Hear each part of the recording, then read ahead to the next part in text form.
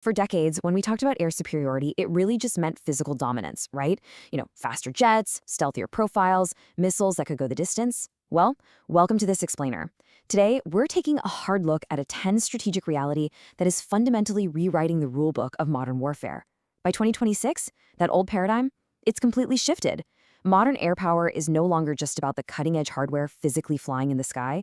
Actually, it's really about the digital resilience keeping those advanced fleets airborne in the first place. We're going to explore how a devastating conflict could realistically begin and literally permanently ground an entire air force without a single physical shot or missile ever being fired. Okay, let's dive into this. There's a damning, previously unreleased 2025 Pentagon assessment regarding the F-35 Lightning II's Technology Refresh 3, usually just called the TR-3 software upgrade. The assessment called this software predominantly unusable. Just let that sink in for a second. We are talking about a $2 trillion stealth fighter program, and yet, because of massive software stability problems, absolutely zero new combat capabilities were delivered last year. So what does this actually mean on the ground? It means jets flying active combat missions right now are relying on outdated, obsolete TR-2 software. It's a staggering paradox when you think about it. The world's most advanced physical machine is basically being hobbled by its own digital foundation. To really understand why this is so absolutely critical, we have to weigh the aircraft's unparalleled physical capabilities against its massive digital attack surface. It's like a scale. On one side, you have this unmatched stealth and incredible sensor fusion. But on the other side, you essentially have a flying supercomputer running more than 20 million lines of code. 20 million! And making this huge digital vulnerability even more precarious is a recent administrative move. The Pentagon's testing office, the folks who actually evaluate cybersecurity, saw a massive 66% cut in its testing personnel under recent cost-cutting measures. Because of this, only 3 out of 9 critical cybersecurity tests for the F-35 were actually completed in 2025. And this brilliantly illustrates the terrifying new math of cyber warfare, -7 days. Now, you might be wondering, what exactly does -7 days mean? Well, this number represents the inverted vulnerability life cycle we are currently dealing with. Let's look back to 2023. Defenders had about 5 days to patch a vulnerability after it was discovered. That was the window. But jump to 2026, and highly sophisticated adversaries using advanced AI-powered discovery tools are actively exploiting software flaws a full week before a public patch or advisory even exists. So, traditional reactive patching, it's functionally obsolete at this point. You are breached a week before you even know there's a hole in your armor. Section 1, Case Study, Operation Epic Fury. To see how this inverted timeline plays out in a real-world scenario, let's look at the timeline of Operation Epic Fury, which was launched by the US and Israel against Iranian military installations on February 28, 2026. Notice what happened first here. Before a single physical bomb was dropped, US Cyber Command acted as the first mover. A massive coordinated cyber attack hit Iran's border gateway protocol routing and DNS infrastructure. As a result, Iran's internet connectivity completely collapsed to just 1 to 4% of its normal levels. And to be clear, this wasn't merely a disruption, this was the total severing of the Islamic Revolutionary Guard Corps' command and control communications. They even hijacked the Beid Sabah prayer app, which is massive, it has over 5 million downloads, to send targeted defection messages directly to military personnel. Now, this wasn't just happening in a vacuum, it was a highly integrated matrix of cyberkinetic interaction. It's like a perfectly choreographed, incredibly destructive dance. The BGP collapse directly paralyzed command systems on the ground. Meanwhile, AI-driven logistics on the Allied side ensured just enough delivery, which brilliantly reduced their own logistical vulnerabilities. And those psychological operations via the Badi Saba app, they sowed immediate internal confusion. So as you can see, digital disruption acts as an invisible force multiplier, causing immediate and absolutely devastating physical paralysis across an adversary's entire military apparatus. Section 2, Iranian Cyber Retaliation. In modern warfare, a digital strike almost guarantees a digital counterstrike. Within mere days, a severely degraded Iranian cyber force proved it could still mobilize incredibly rapidly and impose massive costs. Over 60 hacktivist groups were suddenly activated outside of Iran. We saw state-aligned actors closely associated with Iranian intelligence, groups like Muddy Water, APT-35, you might know them as Charm and Kitten, and revived groups like Al-Tufan Team and Hendala, all immediately spring into action. They launched widespread DDoS attacks, defaced websites, and aggressively targeted regional critical infrastructure. This included hitting Israeli energy companies and Jordanian fuel distribution systems. To actually pull off these retaliatory strikes, Iranian threat actors deployed highly sophisticated new malware families. Let's take a look at Rusty Water. This is a remote access Trojan built entirely on the Rust programming language, and it is absolutely packed with anti-debugging and anti-tampering mechanisms. It's specifically designed to evade detection and establish deep, persistent access inside a network. Then, on the other hand, you have WizRat. This is a modular info stealer primarily used in phishing campaigns. It quietly captures screenshots, logs keystrokes, and harvests browser cookies. Make no mistake, these aren't just your everyday nuisance viruses. These are advanced strategic tools designed to infiltrate and hold entire networks hostage. And the conflict escalated rapidly into straight-up data destruction.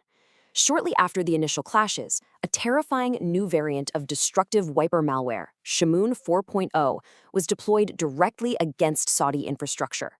Now, unlike ransomware, which holds your data hostage for a financial payout, wiper malware has one single ruthless goal: to permanently destroy data and paralyze systems.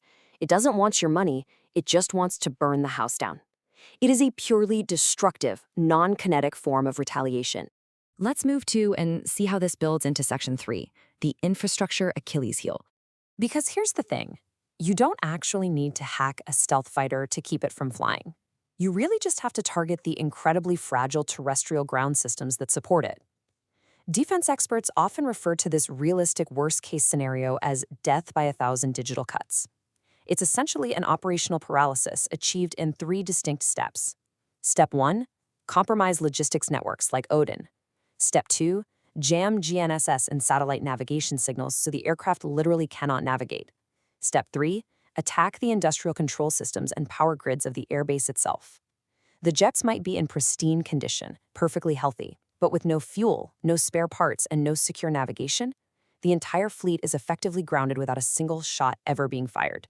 Let's look a little closer at that logistics piece, specifically the Odin system used by the F-35. This reliance creates what's known in defense circles as a sovereignty dilemma for international partners. Because the core database is strictly managed by the US, allied nations cannot fully sustain the platform on their own. Imagine this. If a hacker simply injects false data into Odin, it might flag a perfectly healthy engine for an immediate overhaul. The maintainers on the ground simply won't clear the jet to fly. And if an operating nation tries to somehow bypass the system or apply unauthorized software updates to fix it, they lose vendor support entirely. Suddenly, their state-of-the-art 5th-generation fighter is turned into a multi-million-dollar unpatchable paperweight. And then, of course, we have the physical bases themselves. Air bases rely heavily on industrial control systems, or ICS. The scary part? Many of these were designed decades ago and lack even basic modern protections. Adversaries can easily target legacy fuel line networks to completely stop refueling operations, attack power distribution grids, or even disrupt the environmental controls of data centers, forcing incredibly sensitive electronics to overheat and just shut down. Furthermore, many bases still rely on weakly protected SATCOM and satellite command links. If these unencrypted communication links to space are intercepted, adversaries can quietly map movement patterns and entirely disrupt beyond line-of-sight coordination. Section 4. The imminent quantum threat.